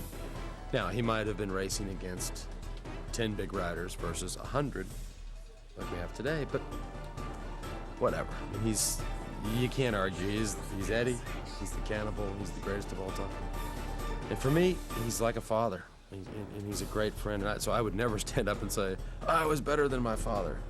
I mean, I love the guy, so for me, it was never a contest to be the best of all time. If it was, I would have tried. I would have ridden a Paris-Roubaix. I would have ridden a Tour of Italy. I would have ridden more Vueltas. I would have ridden the Tour of Lombardia. But that wasn't my thing. And I mean, Eddie's a legend. Yes, and today's Lance-on brought to you by American Century Investments, mutual funds and institutional money management for more than 45 years. And Lance, not just Lance, but Eddy Merckx will be so proud of Tom Bonen today because he wore the yellow jersey on the Belgian roads. We're now on French roads, of course, and the gap being shown to the riders there, 2 minutes and 10 seconds, I think it was, as we're still on the 2:11 gap. Who cares about a second? 22 miles still to race. 2 minutes and 12 seconds, Paul, approximately. At the moment, I think the board said 2 minutes 10 just then. 2:10 was the official figure coming forward to the riders. I have a feeling they all know now what the writing is on the wall. They will get caught, but it's just a question of when will they get caught. The safest time to catch them would be to try and just slow down the catch and catch them at around about 10 or 15 kilometers to go, because that kind of delays and prevents the possibility of a last-minute attack like the attack of Kessler yesterday. Well, these are working canals here in this part of France, but they certainly have landscaped them to fall into the countryside. And how much nicer does the French countryside look when you see the peloton of the Tour de France racing alongside the canals of France here. They race, the canals themselves will go right back into Belgium and into Luxembourg. with their daily cargoes. A very deep lock there. The barges here will draw 15 feet of water, so these canals are pretty deep. As we race on now to Vénerol, 37.5 kilometers to go. Well, I have a feeling that these riders may well get pulled back into the fold a little bit sooner than that. I would suggest they're going to get caught at around about 23 kilometers to go if everybody keeps riding at the same tempo that they are at the moment. The trouble with computers and all the mod cons these days, it spoils all the surprises. Paul, will see where they eventually do get picked up. But that's at the average speed based on the chase and the leaders. It gives us an answer that way. These boys at the front are just getting on with the job at hand now. It's been a great breakaway, this. I'm delighted for Bradley Wiggins because he needs something to boost his confidence, I think. Yes, and just coming back to the point you made about computers and communication there, I see you found an ally this morning in the newspapers. Laurent Brochard decided he doesn't like the earpieces that a lot of the riders are using because he feels it's like the team managers are playing PlayStation. I've found another one too in Chris Borbin. He thinks just like I do with radios. Robbie McEwen. Well, just looking down here, this is McEwen beginning to stalk the. Well, no, it looks like there might have been a little bit of problem at the back here. Our cameras just have gone down to the back of the race. This is the fun, you see. It's almost certainly a flat tyre for Robbie McEwen. It's the fun of live television, you see. We don't know where we're going next, which I love. And this is Robbie McEwen has called back for two teammates to just ease his passage back up. Now he's either stopped for a natural break, which we wouldn't see, of course, or he has had a flat tyre, neither of which we know for sure. But this is a routine return here. Robbie was the first ever Australian to win the green jersey. He did that in 2002. He did it again in 2004. And he's looking for more stage wins. He's worn it briefly so far. So as they continue routinely back up to the pack, it's when you are at the back of the race you realise just how many cars you've got to pass to get up into the group. I'm sure he'll do it. It'll probably take him the time. We're away. The beauty of northern France today, this canal coursing alongside the riders, and there they go. And this is our Trek aerial view as we continue with the Tour de France today. Time running out. They've got to bring back those 5 leaders or surrender and pay the price. That would mean Bonan and co would only sprint for 6th place. That's our aerial view provided by Trek. And there's the peloton gathering speed all the time. In fact, McEwen has rejoined at the back of the field. He's now trying to make his way through to the front. At the same time, there are other riders now helping out at the front, and Daniela Bernardi has also sent up a Lamprey rider here to share in the pacemaking. A little bit late, but he's done it at last. And the gap has come inside 2 minutes for the first time for an awful long time. So Daniela Bernardi's decided time to offer a man to the front to do some of the pacemaking. Well, Felice Gimondi, who won the Tour de l'Avenir and the following year won the Tour de France. That was the Amateur Tour de France followed by the Tour de France. The only man ever to have done that. He's on the race today, and he has said Italy, who made the World Cup finals last night, we're going to complete a great 24 hours because Daniela Bernardi will win today in Saint-Quentin. Well, he's been very close since the start, and we already saw him showing very good form in the recent Tour of Switzerland, where he was sprinting very well and won the points classification. I think he may well not be too far away, but there's a lot of big sprinters in this year's Tour. The only big name missing, of course, is Alessandro Petacchi.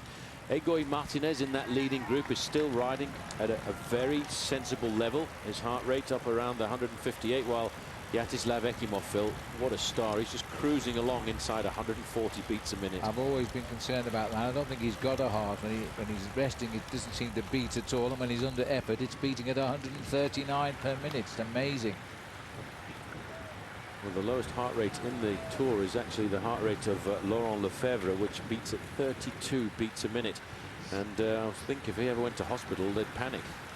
They would until they were told who he was, of course. Well, actually, Sean Yates, who's one of the team managers, of course, of Team Discovery Channel, he has a very low heart rate as well.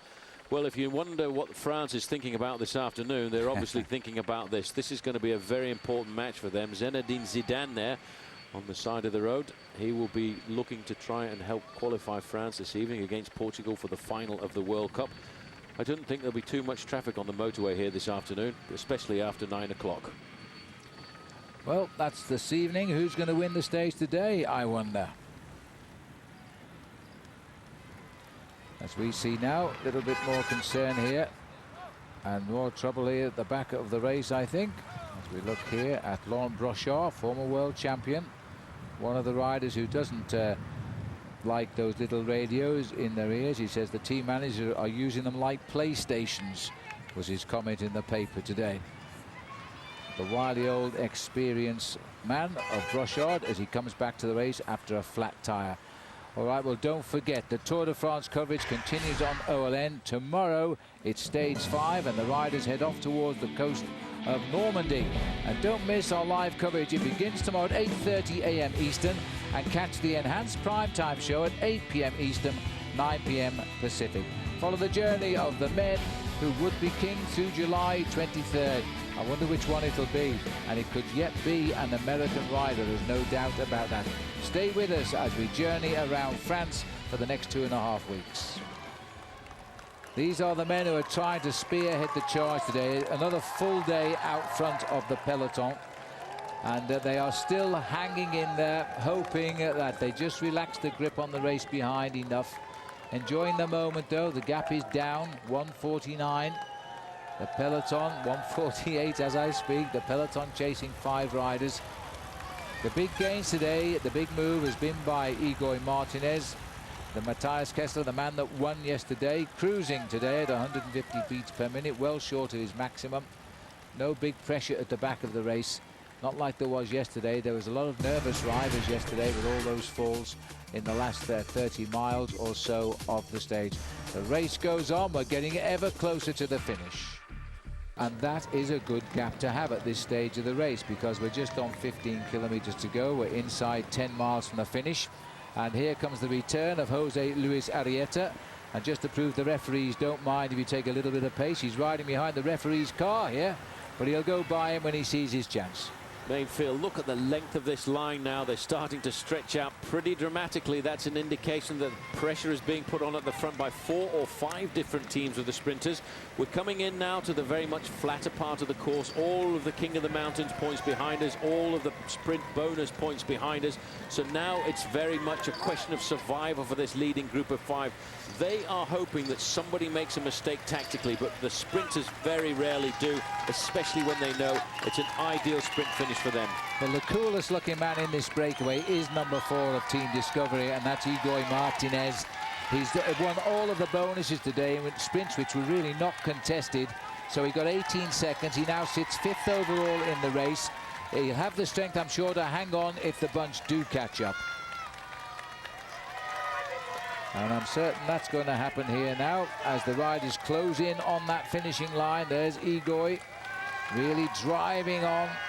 Here comes the help at hand from Française de Jure, Christophe Mongin. Then comes Laurent Lefebvre, Bradley Wiggins, and just tacked on to the back the new boy on the block for Agri-Turbo, and that is Cédric Coutouy. They haven't given up by any means now, because they're beginning to think they might just have a chance.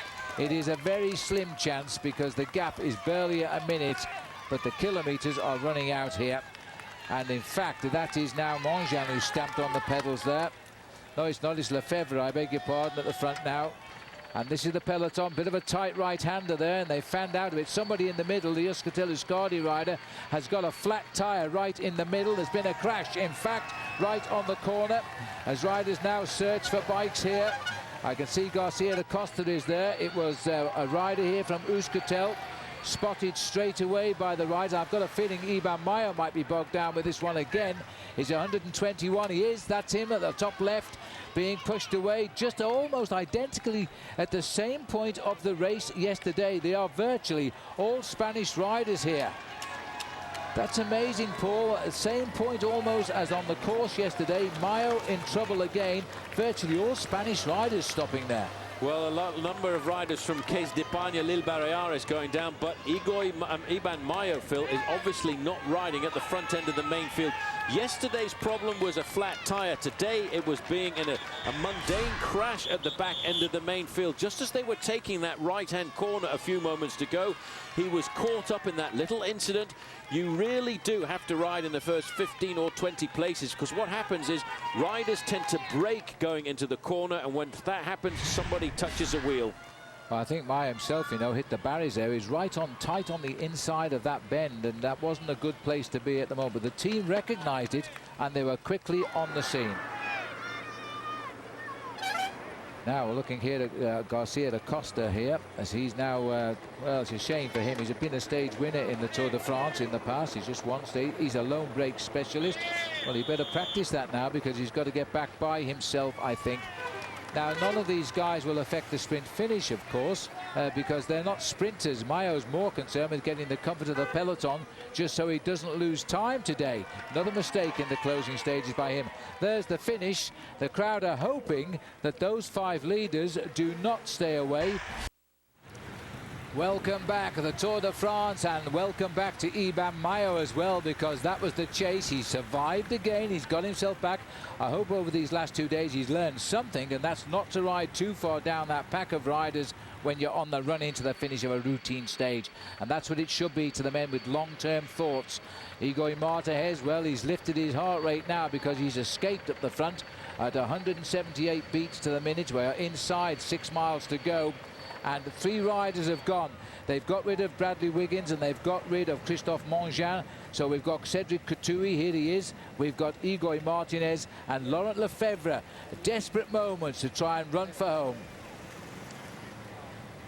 Well, these 3 riders really believe in it.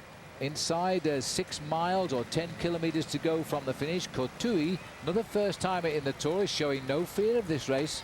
No fear at all now. They know they're inside of 10 kilometers to go. The 2 riders who were in that leading group of 5, Mongin and, of course, Bradley Wiggins, just about to get pulled in by the main field. But the main field now seem to have backed off a fraction. They're waiting to see which of the teams of the sprinters is going to lead out over these next 10 kilometers. And that normally, at full speed in a race like the Tour de France, is not much more than 11 minutes of racing.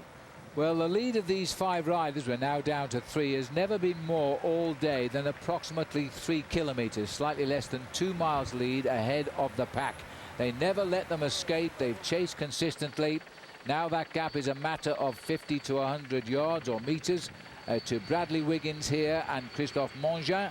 But the other 2, who knows? Because back in the pack now, they are not working quite as hard as that breakaway. Vyacheslav Ekimov's heart rate, we're looking on the computer, is amazing. It's only beating at 108 beats per minute. The man is making no effort at all. Well, the man in the leading group for the same team, the Team Discovery, Martinez, his heart rate is up fraction below 190 beats a minute, 188. He is almost full on maximum, and he's now decided he's got to give it everything. And the teams of the sprinters, Phil, are playing a very dangerous game of poker. They want to see which team is going to assume the responsibility of setting up the train. Well, the situation now as they run into the last 8 kilometers of the day. The riders here just not really appreciating the great atmosphere on the roadside, because these are desperate moments now.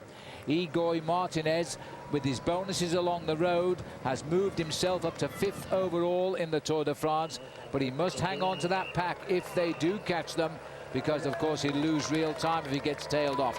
And here are the riders from Lampre now. Their objective is to try and help this gap close down so that Daniele Benatti can give Italy a great day. CSC making a big organization over on the right-hand side, left-hand side of the road now. That's Bobby Julich at the front end of the group. They're looking after their men. They're trying to keep themselves very much out of danger. Where is the yellow jersey? Down over to the right-hand side. Tom Boonen, for the moment, is quite happy to ride in 15th to 20th place, right in the middle of that pack.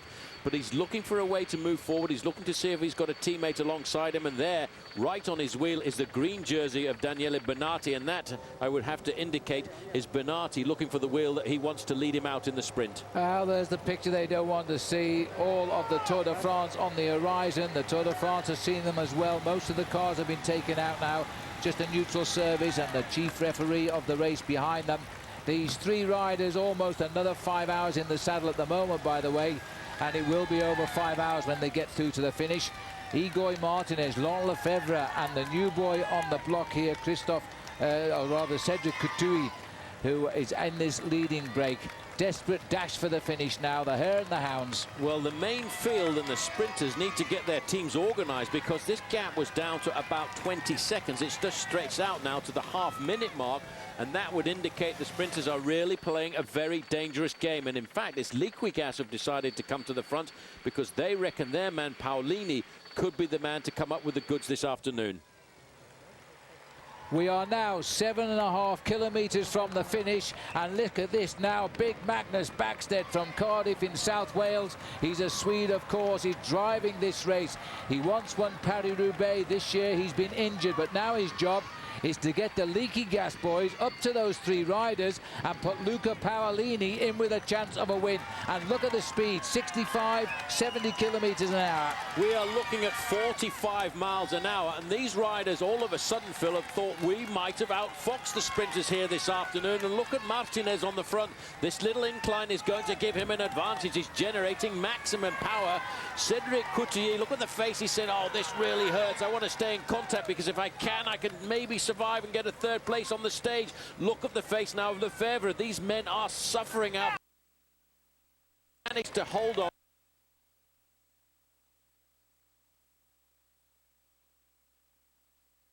Kilometres, about 110 miles. These riders have led the race today. Just a little bit more energy required before the finish and the run in here, but they're all after them now. Here comes Robbie Hunter of the Phonak team.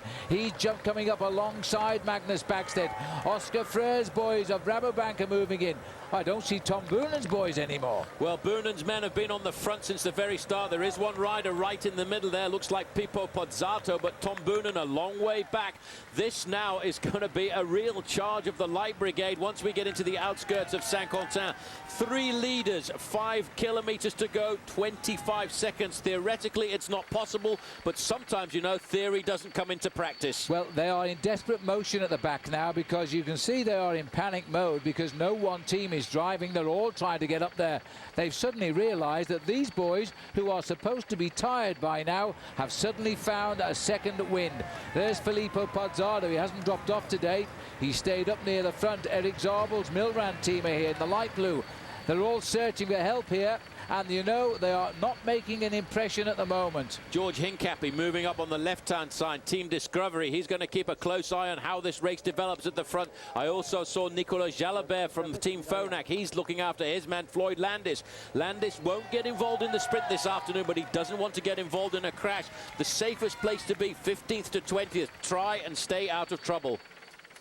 Well, now look at the riders fanning out. There is Bonan. He's just wondering just how he's going to get through here, because the rider in front of him in the green jersey is Daniele Bonatti. He's chosen a good wheel here, and also on his shoulder the other big sprinter, Thor Hushoff. So 3 of the big sprinters still in a bad position, but at least they're all together.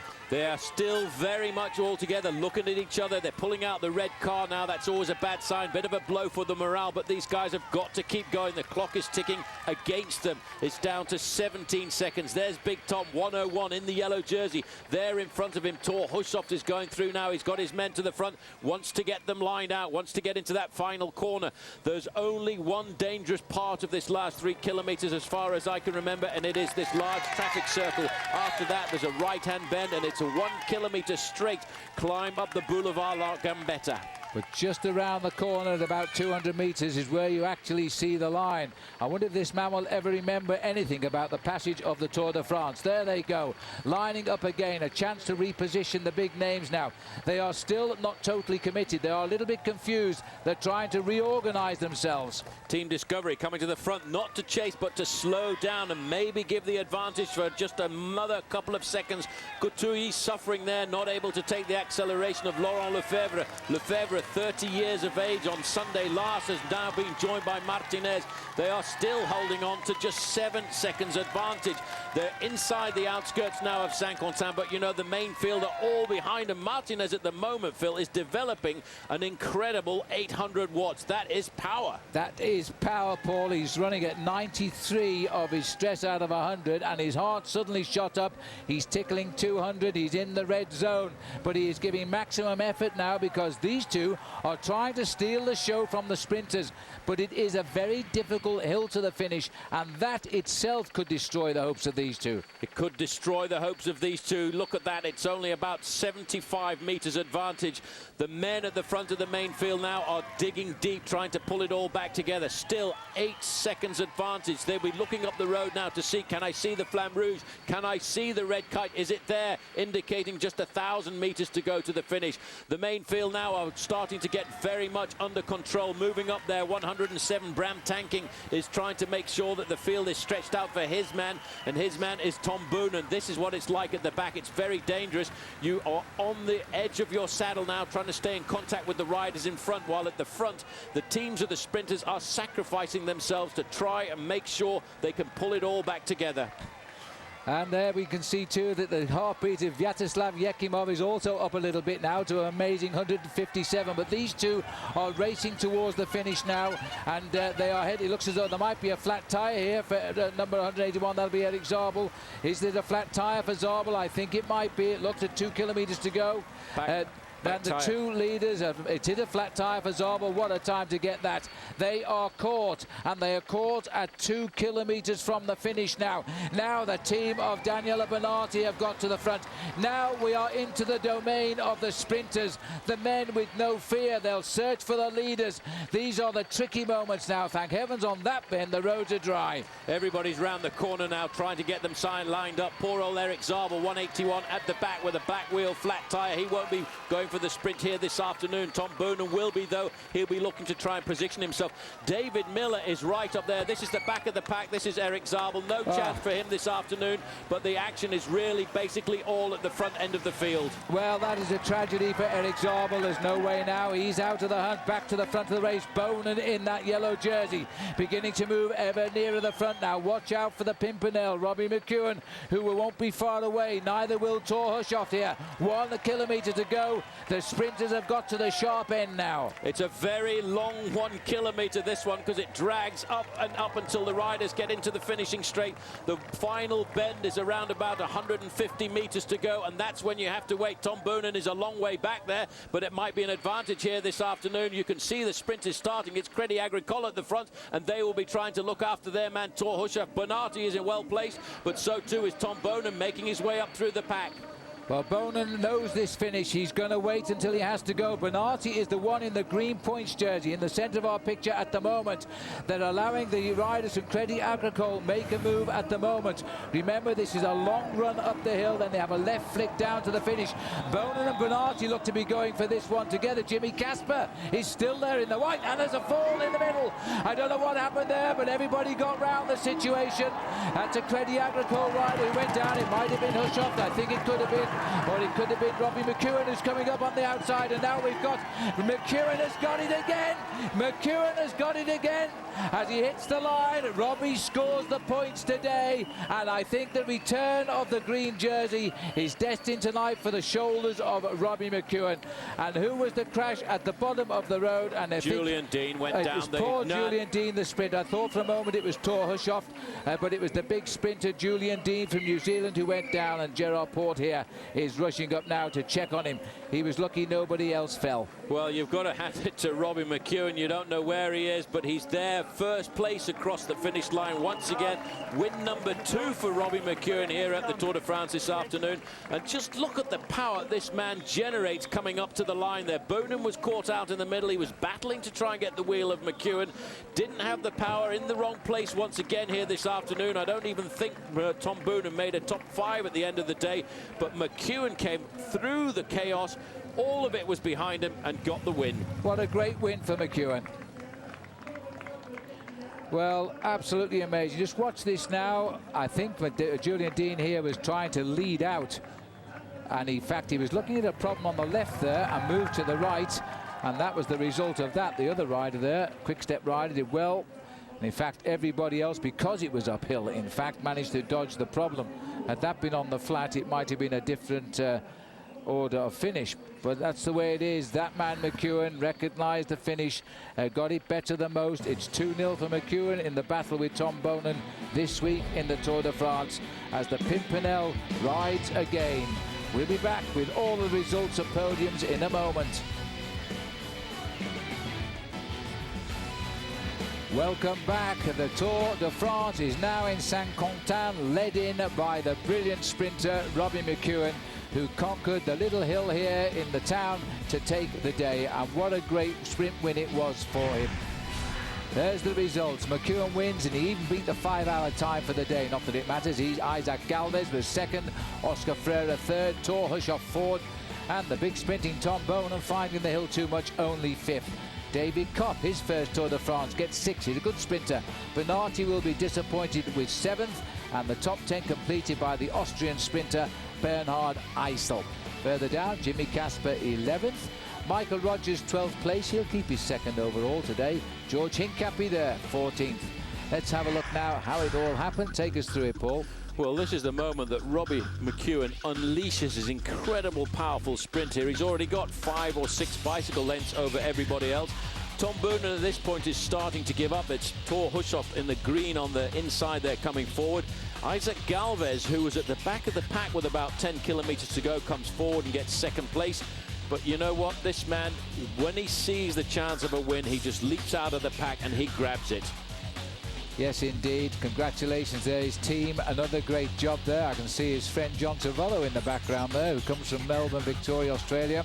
No wonder he was smiling. That's another great win. It does it so easily. Tom Boonen can't quite get these sprints right yet, can he? But Robbie McEwen knows the way home. And Julian Dean, of course, he was left lying in the road as he attempted to lead out Thor Hushoff over on the far right of our picture. But still, Big Thor is proving he can still pack a bunch in the sprints.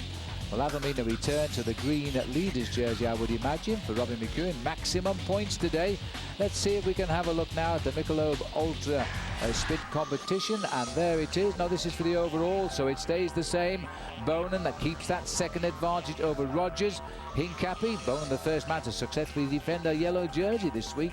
Hushoff in fourth. Igor Martinez, he got the time that mattered on the road today. That breakaway certainly was not in vain, because Johan Brunel has moved another man into the top 5. McEwen is back up with his win bonus to 6th. Sabadelli is 7th. Bernardi 8th. Floyd Landis 9th. And 17 seconds covering the top 10 riders. Well, don't forget that tomorrow we're back again live on the roads of the Tour de France, as coverage will continue on OLN tomorrow, and it should be yet another battle of the sprinters, but you never know. Let's have a look where they all go to. Well, tomorrow the riders continue in their journey over towards the west of France, and again it should be a fairly flat stage, but again it should be a day for the sprinters to have a nice day out as they move away from Beauvais on the way to Caen, right on the coast. And this is what the race looks like. It's a long stage for the riders once again as they head down towards Caen, 225 kilometers, but they'll be fairly happy with the profile. 4 fourth category climbs and 3 sprints. And don't forget, tomorrow it's stage 5. We just moved down to Beauvais, and then we race across to Caen on the Normandy coastline. It's live with you tomorrow, 8:30 a.m. Eastern, 5:30 over on the West Coast. Enhanced coverage, of course, comes to you at 8 p.m. Eastern time, and that's 9 p.m. Pacific time. The Tour de France stays hot, as does the racing every day in this event. Well, this has been another great day in the saddle, and the breakaway wasn't in vain today. Igor Martinez has moved Team Discovery up into 5th place today. That's big news for them. Don't forget that up next is the Volvo Ocean Race. And for us here at the Tour de France, it's goodbye for now.